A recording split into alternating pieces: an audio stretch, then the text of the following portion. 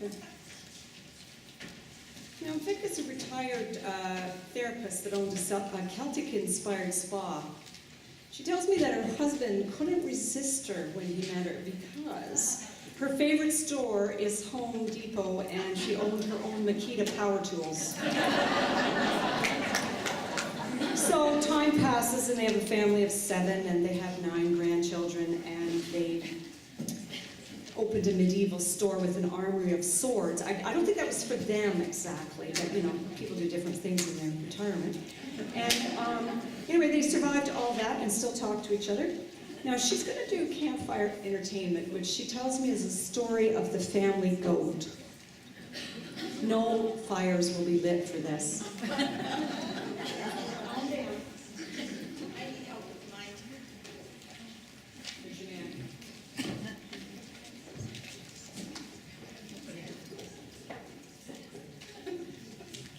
I've never used a mic before, like a lot of the people that are here tonight. And I wanted to say, I don't remember this room being this big. Those of you who are performing, do you remember this? I don't. It's crazy. Well, I want to tell you that my name is Vic, and I am a Shout Sister. And I'm in my 4th semester, so I'm serving time, and it's going great. And I want to let you know that my sponsor is here tonight, because a lot of us have really great friends that brought us to Shout Sisters. So I'm really going to embarrass Brenda Carroll and get her to stand up. Stand up. So I thought since I was going to be up here, and since I'm fairly new to a lot of them that are here, that I would tell you some of the things that are going to happen to you when you become a Shout Sisters, because things do change. And Shout Sisters is SS, but it also stands for Silent Singers. And there's a lot of you in the room, I know I'm not alone. A lot of us, what I have found speaking to a lot of the women in Shout Sisters, is a lot of us are very blessed with talent in our family. And they progressed, and their talent got bigger, and we stayed quiet, because boy, we wish we could do it, but we knew we weren't going to be as good as them. There was no way it was going to happen. So then we meet somebody like Brenda. My family has tried to get me to sing for 40 years. You think they could get me to open my mouth?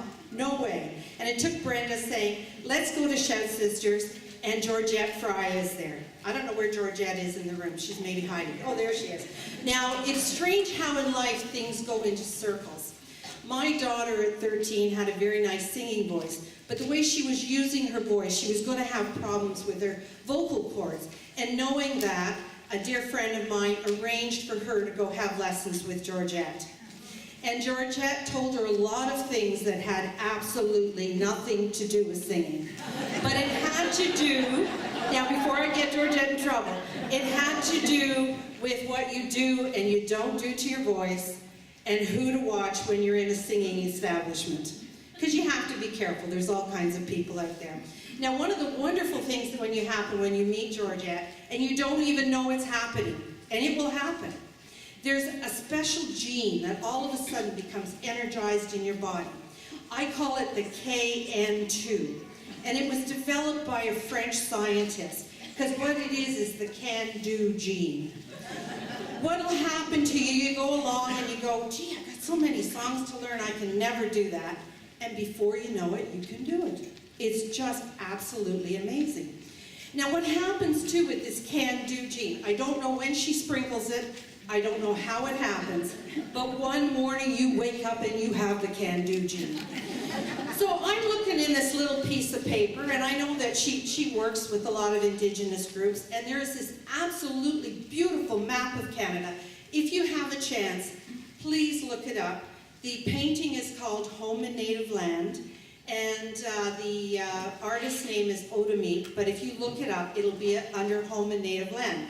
And what it is this gorgeous map of Canada, and it's broken up showing the symbols of all the Indigenous clans in Canada. Absolutely gorgeous. So I looked at it and I thought, I can do that. I'm a fool. I can do that. So I can go get a pencil, and I just don't sketch it. I decide I'm going to do the dining room wall. You know, that's how you do stuff. Why do it small when you can do it big? So I'm up there and I'm sketching away on the wall, and I I'm just finishing up Labrador and Newfoundland when my husband comes in the door.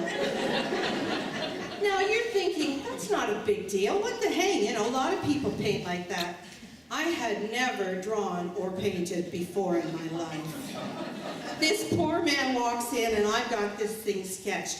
And by the way, it did turn out. I'm very lucky it did. But that's the can-do gene. The other thing that's going to happen to you, and we talk about this among ourselves as Shout Sisters, so it's going to happen to you.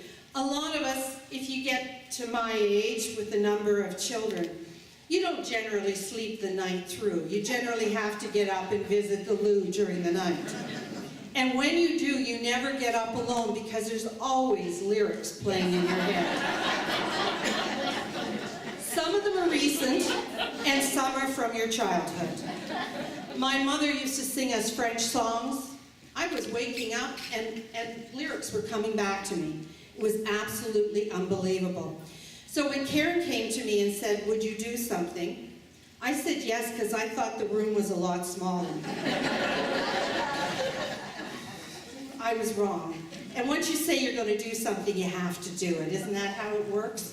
You got to get up and do it. Yeah.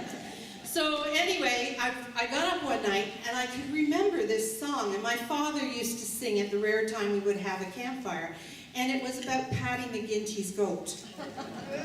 And I don't know whether any of you know it, but it is kind of a silly little song. But the other thing I got from the can-do gene, because I watched The Master, is you have to put movement with your song, or it's not going to mean anything. So here goes. If you hear the shaking inside, just pretend I have a vibrato. You won't know any different.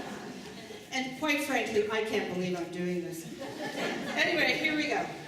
Paddy McGinty, an Irishman of note. I knew I was going to do this. Paddy McGinty, an Irishman of note, fell into a fortune and bought himself a goat.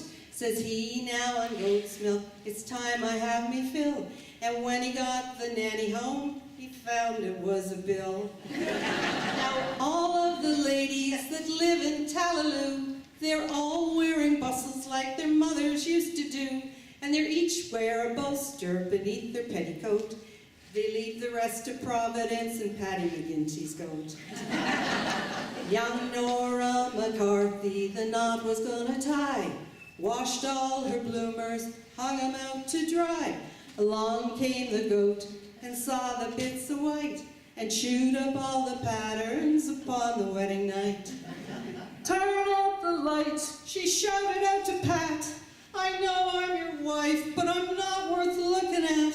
I had two of everything I told you when I wrote, and now I've one but nothing due to Paddy McGinty's goat. Off the west coast of Ireland, one morning it was seen. Plain as any spike, there were foreign submarines. The Coast Guard Mahoney fell over in a fit, and then said Paddy McGinty's goat, it's time I do my bit.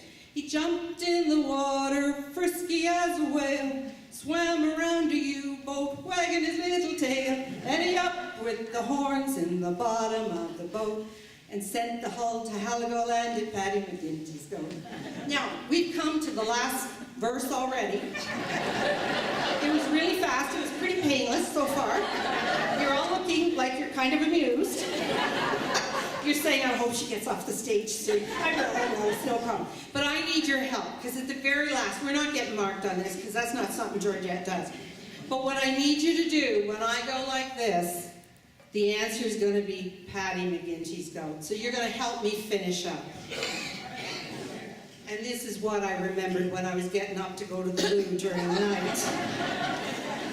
That old goat of Paddy's had a wondrous appetite. For morning, for breakfast, he ate some dynamite. A whole box of matches, he swallowed all serene. And then he went and swallowed up a quart of kerosene. He sat by the campfire, didn't give a hang, swallowed a spark, exploded with a bang. So if ever you get to heaven, you can bet your bottom note that the angel with the whiskers on his Paddy McGinty's goat. Thank you.